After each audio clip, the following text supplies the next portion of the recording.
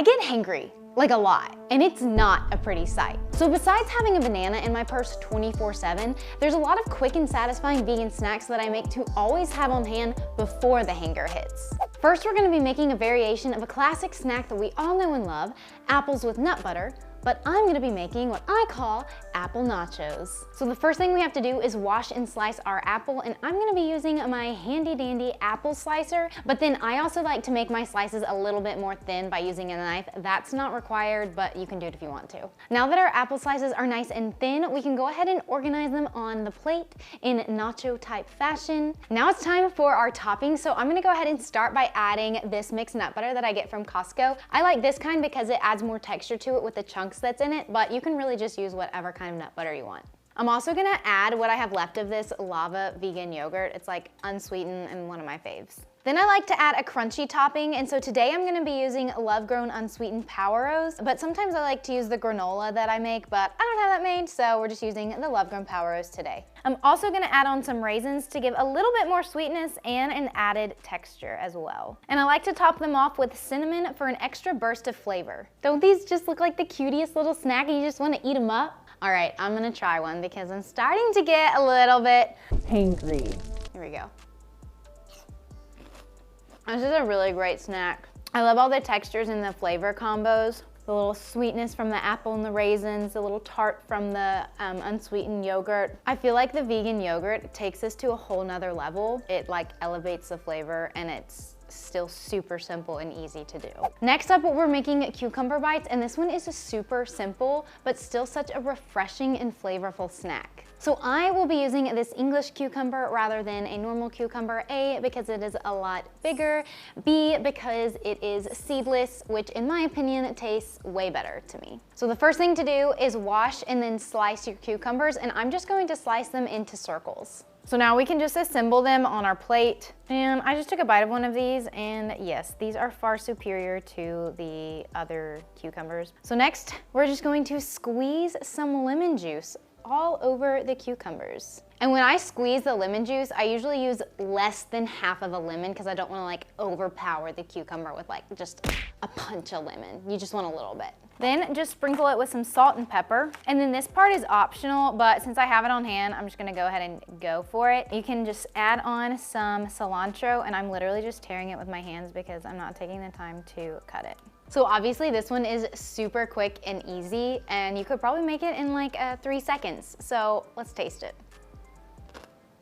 Okay, so honestly, I had not tried this with the cilantro before making this. Add the cilantro. So easy, so quick. Highly recommend this. Next, we've got chocolate banana protein bites that literally taste so good, and I love to store these in the fridge and just have them on hand like before a workout or just whenever I'm hungry, honestly.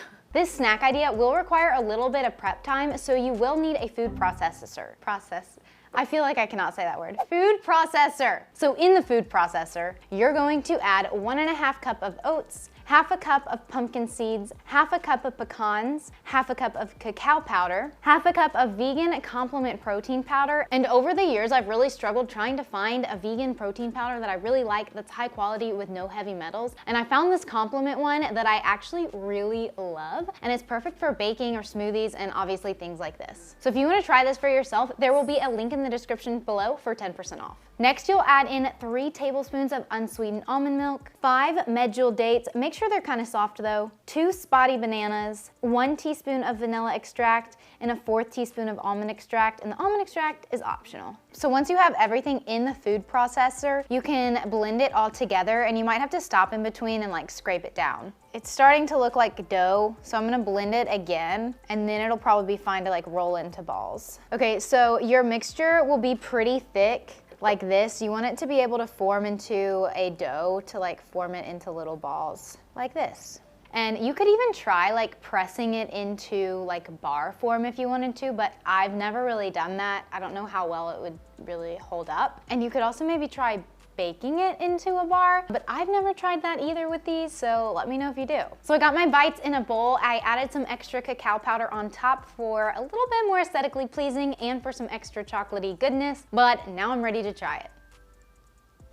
These are really good. They're perfect if you're craving something sweet They're made with only whole foods. Also, it is important to note though that these do need to be stored in the refrigerator or in the freezer since they have like the banana in it. Great to have on hand and to just like grab and go on your way out the door. Next, we're making ants on a log, which is my all-time favorite snack. Like hands down, this is my favorite snack every single time. This one is literally super simple and so quick, yet so tasty, which is probably why it's one of my favorites and I literally eat it every single day. So all you need is some celery stalks and you're just going to chop them into like 2 to 3 inch pieces. And you'll need nut or seed butter. I personally really like sunflower seed butter for the ants on a log because it's super smooth and creamy and tastes kind of like peanut butter. And then I top it off with some raisins, and I like lots of raisins, and those are the ants on your log, just so you know. But my niece, who is 6 years old, really likes chocolate chips instead of the raisins on hers. You can choose whichever one you want. Aren't these just the cutest, most fun little snacks? Let's eat it.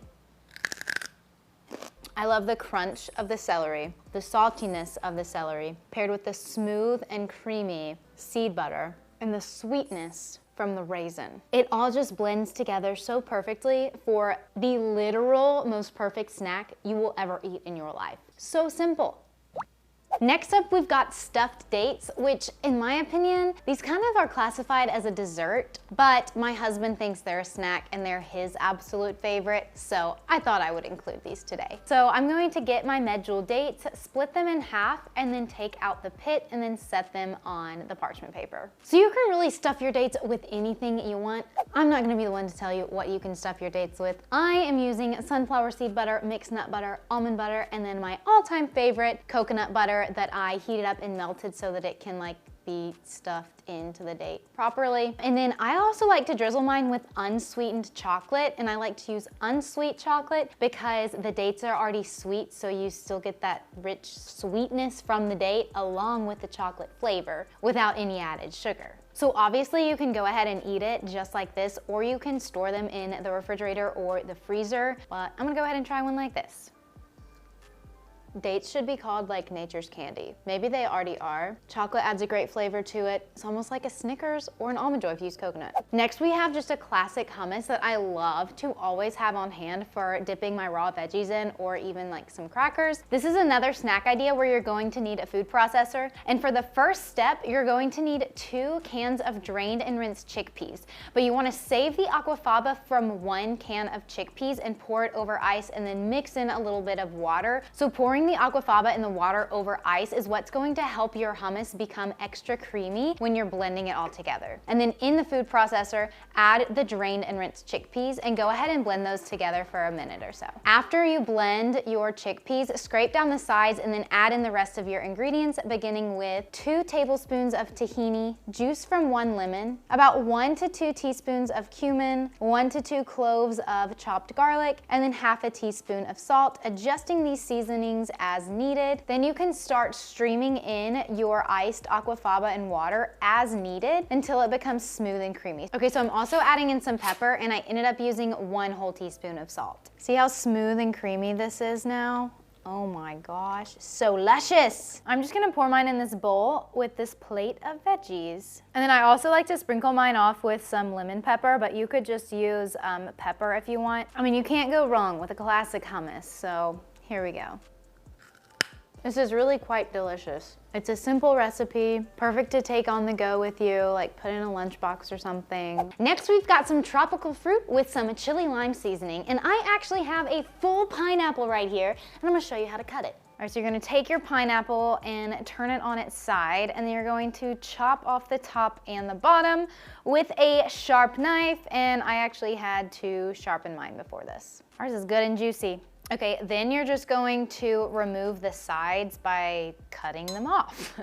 So once you have the skin removed, you're going to cut it in half down the middle. Okay, then you're gonna have this like core center here, and you wanna chop that out. So I like to do it by laying it down and cutting it in half again, and then you're easily able to like slice down. So then you're gonna chop all of these in half again, and then you can chop them into cubes. I also have a mango, so I'll show you how to chop that as well. So you first wanna find the stem, and that's where like the seed in the middle will go down, and then you're just going to chop around it on both sides. So with the big halves you have, you're going to slice and then dice it and then scoop out the center. And then I'm just going to add chili lime seasoning to the top. So I have this kind from Trader Joe's that I can sprinkle on, or I have this brand that you can get pretty much anywhere. Okay, first I'm gonna try the mango. I love like the sweetness and saltiness. It's just a great combo. Now for the pineapple. I can't decide which seasoning I like better. I think I almost like the Trader Joe's one, maybe because I sprinkled a lot more. So maybe if I sprinkled more of this, I'd like it better. I don't know. So I think I got you covered for easy vegan snack ideas that you can make, but what about the meals in between? In this video, I show you what I eat in a day as a vegan for some new meal ideas. Go ahead and give it a click, and I'll see you in the next video.